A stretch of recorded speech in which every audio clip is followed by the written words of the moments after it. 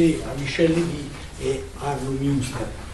Je crois que c'est Bloch lui-même qui a fait une distinction selon laquelle, à partir de Marx, dans la tradition marxiste ou marxisante, se sont développés des courants.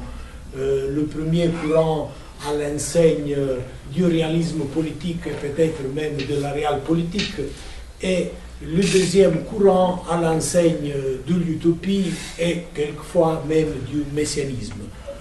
Dans ce deuxième courant, il y a bien sûr Benjamin Bloch et aujourd'hui des grands auteurs et des grands amis, Lévy et Münster.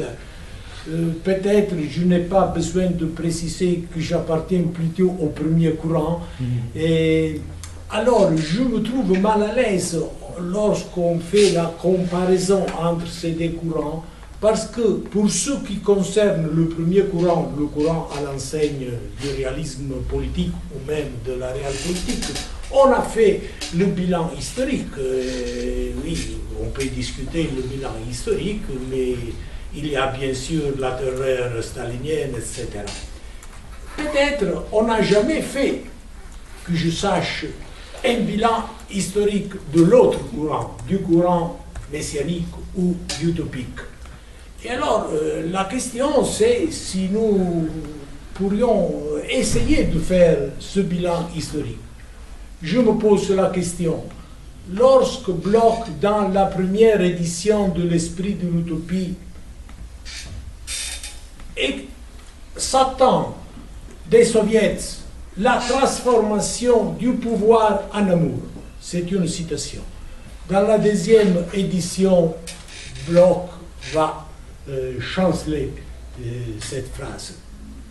Alors, je me pose la question, cette attente a contribué à la transformation démocratique de l'Union soviétique ou l'attente de la transformation du pouvoir en amour a rendu encore plus difficile la construction d'un État démocratique, parce que l'amour n'est pas l'État. Et alors, en polémiquant cette fois avec l'autre ami, je ne crois pas que chez Marx, la chose la plus discutable, c'est la thèse de la dictature du prolétariat. Parce que je ne connais aucun auteur politique d'une certaine importance qui n'a pas fait la théorisation de la dictature pour l'état d'exception. On l'a nommé d'une façon différente, mais cette théorie de la dictature pour l'état d'exception, je la trouve chez Locke, je la trouve chez Montesquieu, je la trouve chez Tocqueville, etc.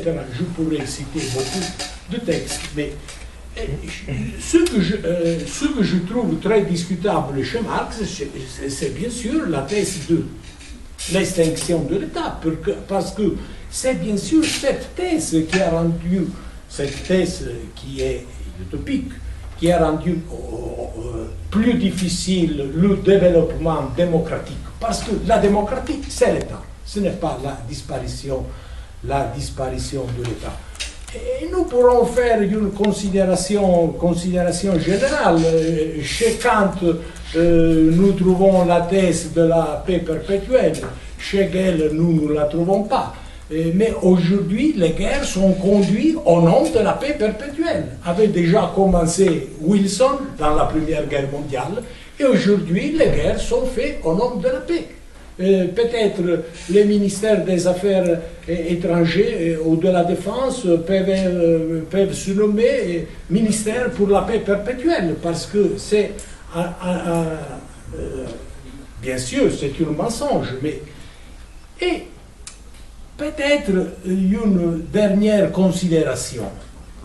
En pensant en Benjamin, un grand auteur, j'ai apprécié beaucoup même le livre que Lévy a écrit sur Benjamin et qui, à très forte raison, a été traduit en italien, et je connais et j'ai apprécié le texte de Arno Münster. Oui, et nous avons même une révolution qui, à la moitié du 19e siècle, s'est développée pas à l'enseigne du progrès, mais à l'enseigne de l'attente du Messie. Oui, c'est la révolution qui s'est développée en Chine à la moitié du 19e siècle. C'était la révolution des Taiping, une très grande révolution. Le chef de cette révolution pensait même d'être le frère plus jeune du Jésus-Christ. Alors, il y avait l'attente de la paix, de la justice, il y avait l'attente d'une transformation radicale, peut-être même ontologique, de la réalité. Et le bilan historique de cette révolution n'est pas plusieurs millions de morts, mais cette révolution n'a pas laissé quelque chose de durable. Alors, je suis avec Jonas qui fait la critique contre... Non, je tiens à le dire, peut-être je suis envié hegelienne. Je vais avouer ce péché. Et je crois que dans la dialectique hegelienne, il y a, oui, la gradualité, mais même l'interruption de la gradualité avec le saut qualitatif, que n'est pas le messianisme, mais c'est le saut qualitatif. Alors, je suis de ce courant et je voudrais écouter mes amis et mes grands auteurs sur les thèmes que j'ai posés. Bon, c'est des questions très intéressantes, comme toujours. Bon, je dirais deux choses. Premièrement, Ernst Bloch parle de deux courants dans le marxisme, mais pas exactement dans les termes que tu utilises, mais proches.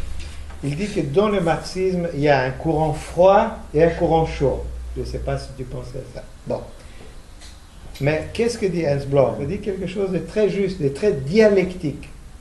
Le marxisme comporte un courant froid qui est la critique et l'analyse froide, objective, réaliste, impitoyable de la réalité. Ça, c'est indispensable. C'est-à-dire, si on veut critiquer le capitalisme, etc., il faut une critique impitoyable, réaliste, n'est-ce pas, froide, qui va au fond du problème, n'est-ce pas? Et ça, c'est indispensable à la construction du projet marxiste, cette dimension du courant froid. Et en même temps, de l'autre part, il y a le courant chaud, c'est-à-dire qui est l'espérance, l'utopie, messianique, etc. Tout ce dont nous avons insisté. Bon. Mais, dit Bloch, il nous faut les deux. Le marxisme, c'est la synthèse dialectique de deux. Parce que si on a seulement le courant froid ou seulement le courant chaud, on ne peut pas avancer le projet de l'utopie concrète. Il faut les deux. Mais, ajoute-t-il, les courants froids, l'analyse réaliste, impitoyable, etc., est au service du courant chaud. C'est-à-dire l'analyse est un instrument pour la transformation de la réalité pour l'utopie concrète. Mais les deux sont indispensables. Simplement, l'un, le courant froid, est au service du courant chaud.